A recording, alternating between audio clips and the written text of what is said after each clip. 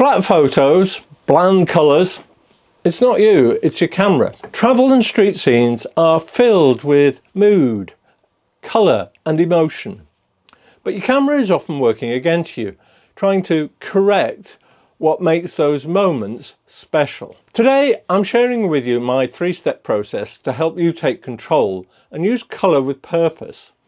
So your photos don't just show a place, they make people feel something. We often think great photos are all about subject and composition, and those matter, but the feeling in a photo, that often comes from the colours, warmth, coolness, contrast.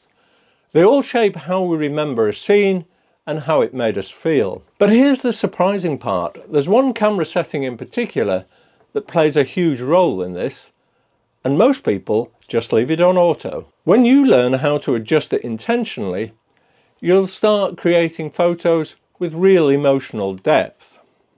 So let's get started. Firstly, when you travel or walk the streets, you're not just capturing places, you're capturing atmospheres. The warmth of a cafe window, the chill of twilight, the harsh buzz of a neon sign, they all feel different because of the colour of the light. Your camera doesn't understand that. If you have your white balance setting in auto, the camera sees those rich colours and it tries to fix them. It's aiming for an average colour temperature for the whole scene. You could set it exactly by pressing the custom white balance button and measuring the colour from a grey card or something white. But that can be a pain, especially if you're shooting from the hip. By recognising how colour adds emotion, you stop seeing it as a problem and you start using it as a tool. You become the one deciding the feel of the photo, not your camera. So decide before you take your shot what mood you want to convey. You can see it in this shot that I took at this cafe. Although it was a cold November night, I wanted to capture the warm glow of the light and the friends engaged in conversation. So I needed the scene to feel warm, and I chose my white balance accordingly. You can see the difference between my choice and the average white balance that the camera would choose. The second point you need to understand is most real world scenes aren't lit by just one light source. A room might have tungsten lamps, warm white LED lamps, and a TV screen. A street might have orange street lamps, blue neon signs, cool white car headlights. And these combinations are full of character. Auto white balance tries to pick one average colour temperature. But when you do that, you lose contrast between warm and cool areas. These contrasts are often what gives your image atmosphere, drama and mood. You can start capturing what you felt like in the moment by fixing your white balance at a known value. A good place to start is the daylight setting, 5500 Kelvin. This will help you to emphasize the difference between the cool and the warm lights. And suddenly your image has visual tension and emotional depth. Take a look at these examples I took in Lancaster. The girl under the glow of the street light. If I leave my camera in auto, the scene becomes a bit too cold.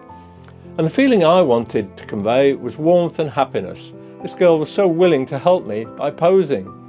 So setting my white balance to the daylight setting, 5500 Kelvin, and the scene is much closer to what I remembered.